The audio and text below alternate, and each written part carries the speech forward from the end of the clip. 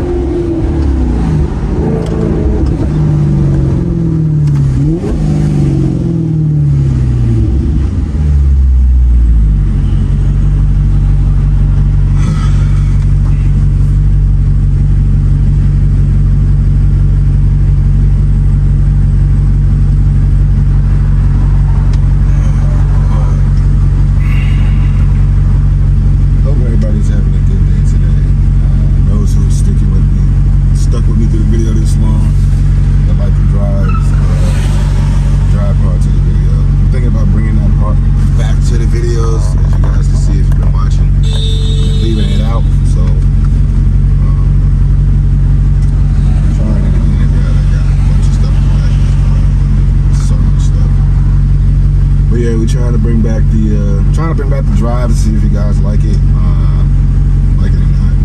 So put it in the comment section.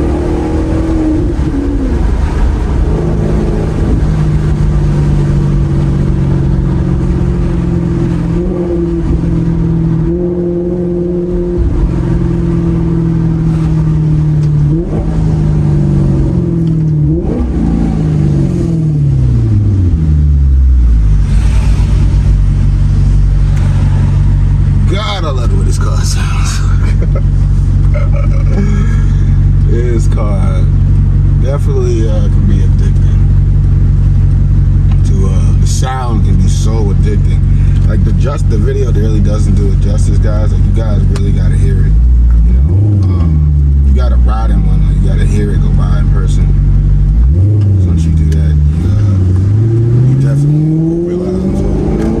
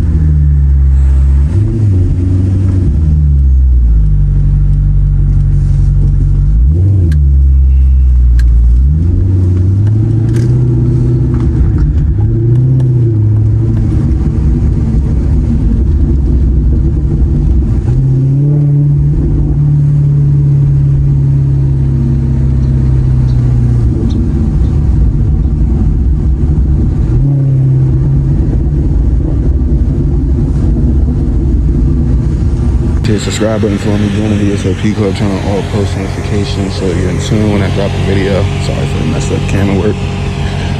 Today I actually wanted to do a video on hold on, let me turn this fan off. 1 second. Do a video today on really how expensive it is to own a Granturismo.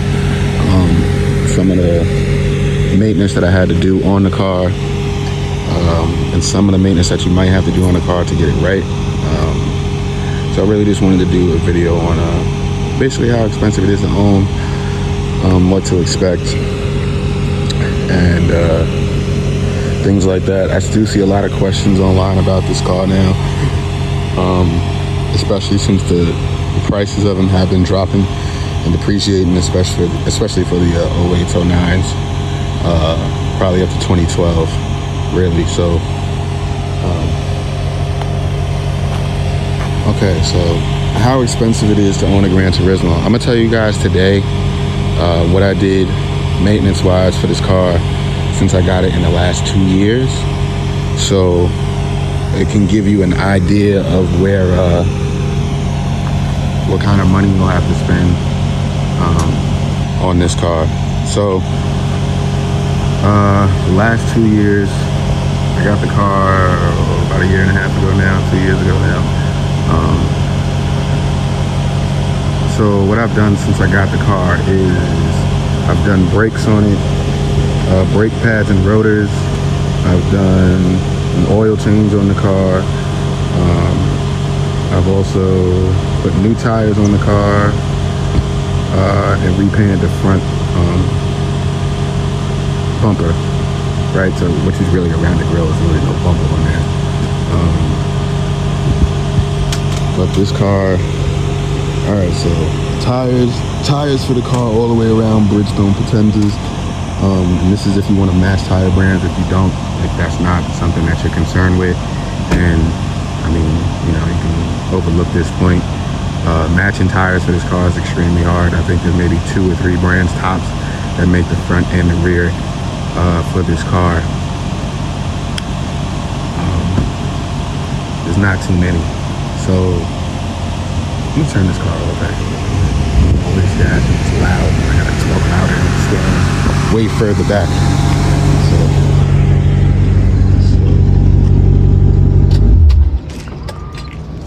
Yeah, that's better.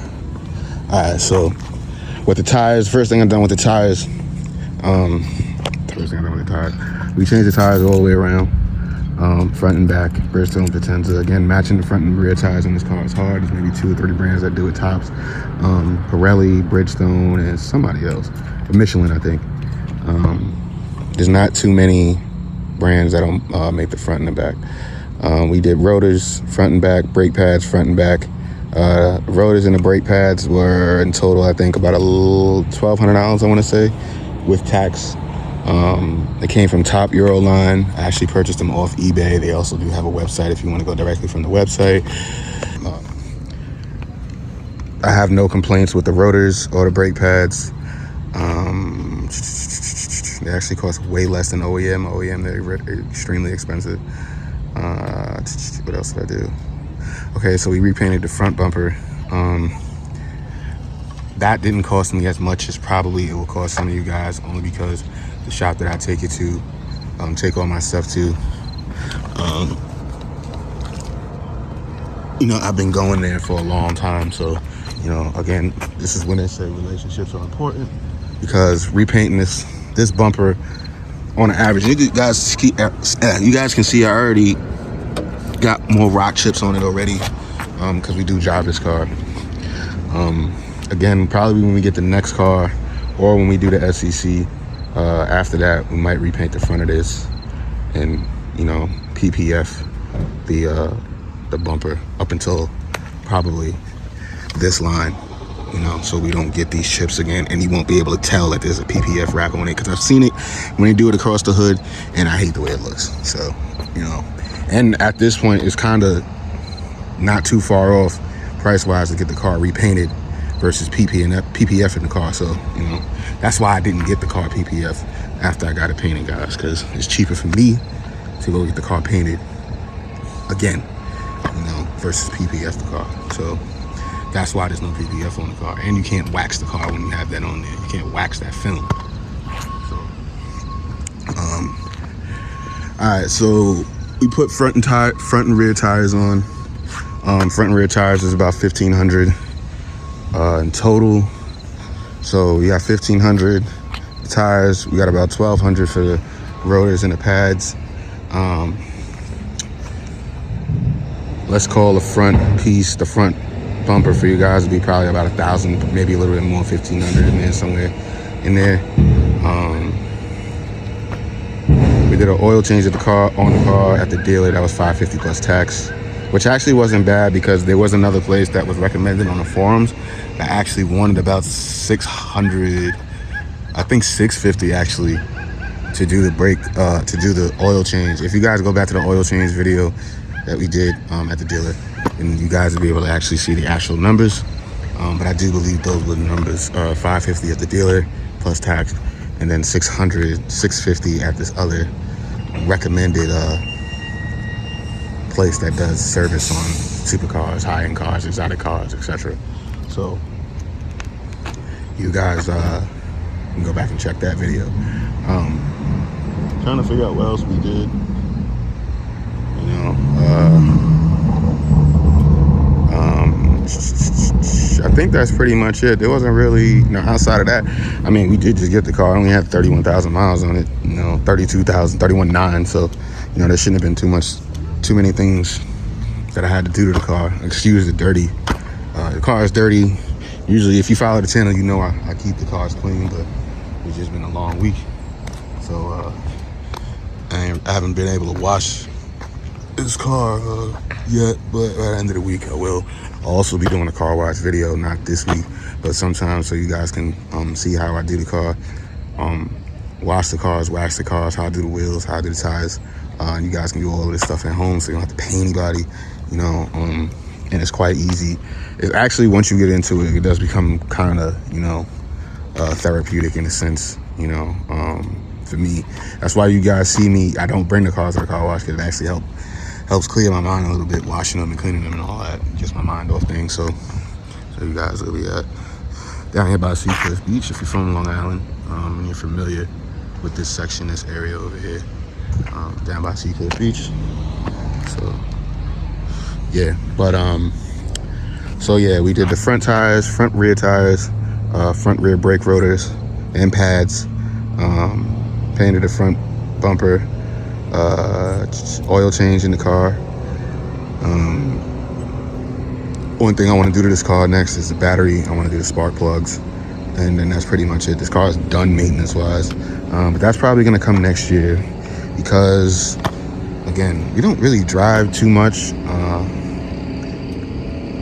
I don't drive that much, guys. I probably drive every other day. This car was probably driven 3 days ago, you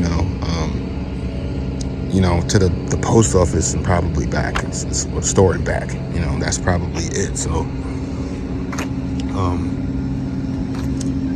that's why you see me talking about the cars a lot more than driving them, because I don't really drive too much. You know, I like cars, I love cars. I always loved this car since it came out when I was in high school, you know. But it's funny because when I couldn't afford cars, I had some place to be, I had some place to go.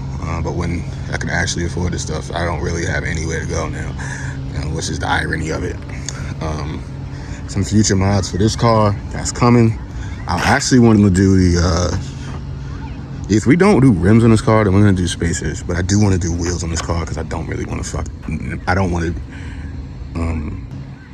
I do really want to do rims on this car because I don't want to mess these up for the long run, you know, especially as the car starts to age, becomes vintage, all of that. A lot of the original car parts become worth a lot of money, become very costly as time goes by.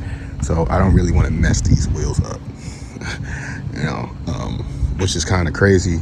But if you think in the long run, if you look at all of the older gentlemen on YouTube who have like Countach's, Diablos, who had a Maserati from the 70s or 60s, or, you know, something like that, and you'll see a lot of these guys, they still keep keeping the original parts. It becomes, you know, makes the car worth more in the long run, especially if they're in good condition. So I'd like to take these wheels off, put some other wheels on there, which is crazy because we just put new tires on them. So, you know, I don't know how fast I'm going to do that. Again, I want to do it, but again, we just put new tires on the car. So I don't know how that's going to go. And I still, you know, we got a lot of other work to do on these other cars.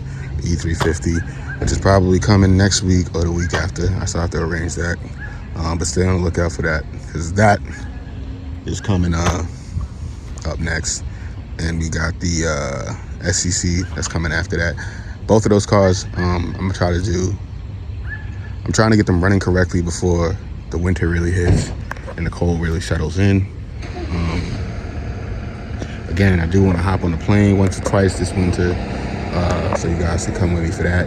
Hopefully when we get on the plane. One place I want to go is Vegas, so when we go to Vegas, I think it'll be a dope vlog if we, rent something cool, go up and down the strip, tell me what you guys think of that.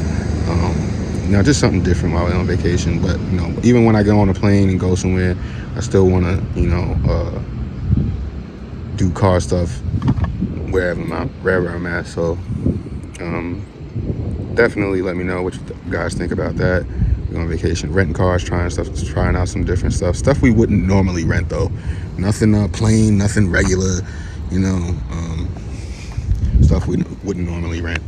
But yeah, you guys can see from what I was listing earlier: front back tires, front rack rotors and pads, oil change. That again, the car, that's roughly about probably $3,700 worth of maintenance. But again, guys, the brakes on this car, they needed to be done before.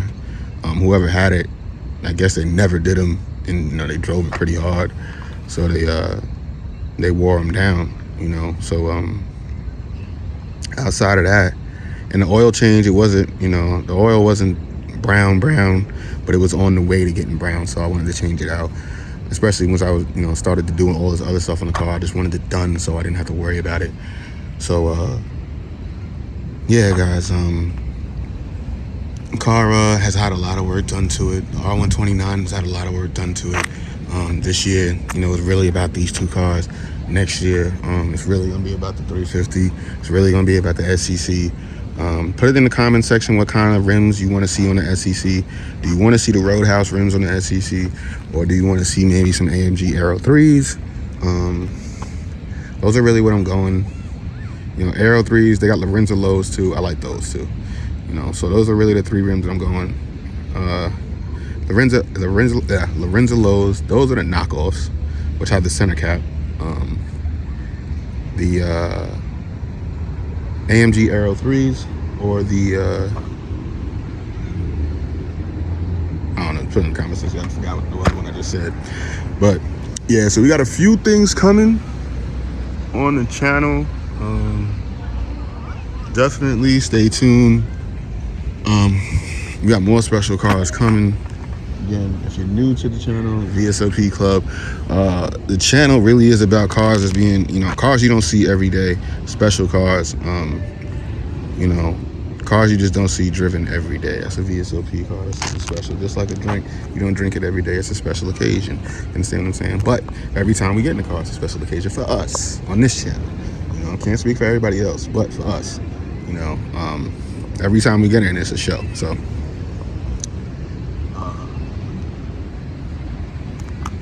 yeah, that's the premise for the channel, guys.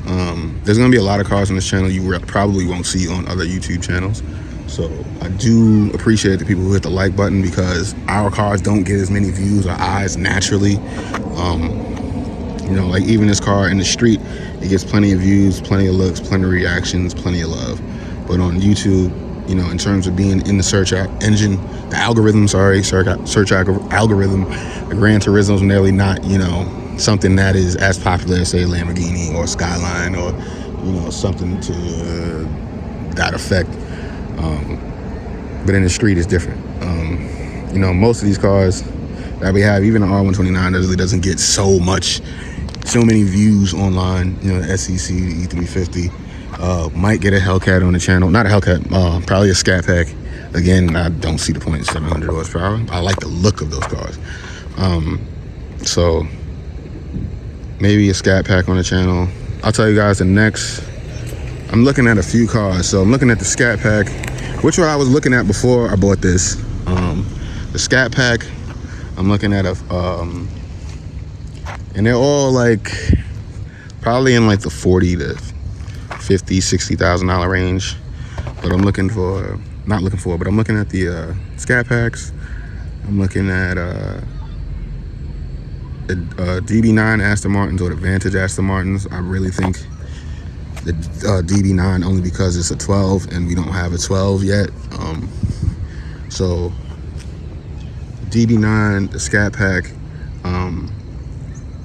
I actually was looking at 57, the 57 Maybach. I know that's so like not what really this channel does, but I mean it is a VSOP car for sure. It's just it's just a luxury kind of boring car, but I do like the way they look. I think they're special cars. From what I've read, they are fast, and there's a lot of other cars that I can't fit in that I like, so that might be something to entertain, because they're still cheap. Okay, the DB9, I like that too, but I think this sounds better. And I like the Sky Pack. There was something else, but I forgot what it was.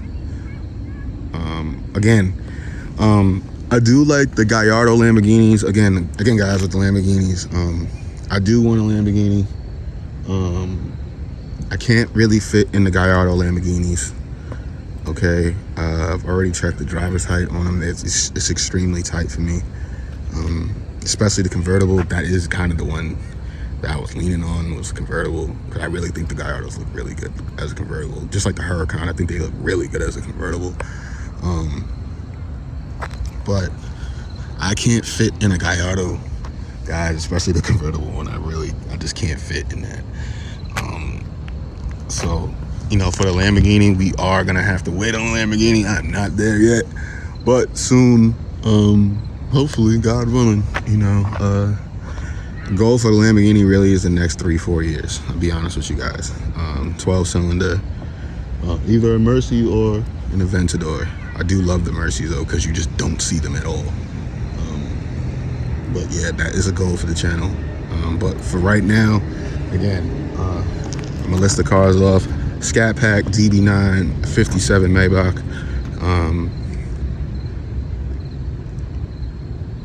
Yeah, or the Vantage too. I like the Vantage. I do. It's the baby Aston, but I like that car. It's a nice car. So yeah, guys, put it in the comment section what car you guys want to see on the channel next. Old school cars. There's probably only 2 more old school cars that I want. I don't know really if I'm willing to even take the time and invest in them to get them right, because it's a long process doing old schools. But I'll tell you the 2 old schools.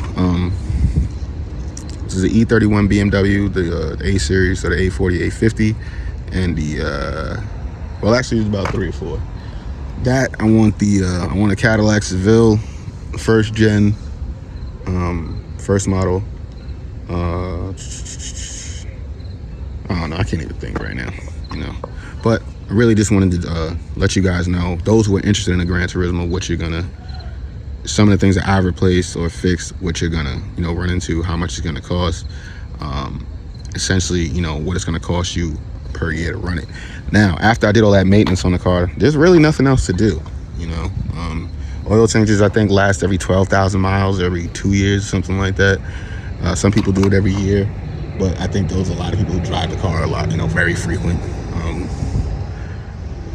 But again, guys, the maintenance on this car is expensive, but at the same time, once you get it done and you do it, it's done right, you really don't have too much to worry about. A lot of people kind of talk bad about Maserati based on their old reputation, but you guys got to realize that this is more of a modern car now. These are modern times. Most cars just work now, and this is one of them. Again, I came from an E-Class. Would definitely say that this is one of the most reliable cars that I've owned, that I've driven. So say what you want to about Maserati, but when it came to the Gran Turismo, they pretty 13s and up. I can't speak to the 12s and under, but the 13s and up, they really made a reliable car. So one of the goals also with this channel is in this car really made us start vlogging, because I used to read so many negative things on Maserati on the internet, and I kind of just wanted to try to get some good news out there, or positive things about the car, from somebody who actually owns one. You hear a lot of negativity from people who don't own a Maserati, which is weird, but and also about Maserati, and this goes for Ferrari and Lamborghini as well. All of these cars, guys, in the 80s and 90s were not reliable. The only difference between Maserati, Lamborghini, and Ferrari is that Maserati pulled out of the US market, so you guys never got to see them until recently make a car that was reliable and modern, right? So they pulled out when they had that bad reputation, which was a mistake, honestly, because Ferrari and Lamborghini really kind of sold through the bad reputation. So yeah, I'll get into more of that later on, because a lot of people don't really know about Maserati, Ferrari, and Lamborghini in the 80s and 90s, even the early 2000s. A lot of Lamborghini guys, and I'm a Lamborghini fan, but Lamborghinis were not reliable until like the Murcielago came out, guys. So, you know, that's why when I see people diss this car a lot, or diss the Maseratis a lot, I sit there and look at them like, you don't know too much about cars, because if you did, then you know that all the Italian cars, for the most part, were not reliable, you know, during when these rumors started, right? So, and if you look back even further into the 60s, 70s, you actually see that Maserati actually made better cars than Ferrari and Lamborghini. But again, I'm gonna get into that on another video. I'm gonna make a whole video about Maserati, Lamborghini, Ferrari in the 80s and 90s, how they were looked at, all of that in another video. It's over for this one though. I'm gonna catch you guys in the next one. I'm out.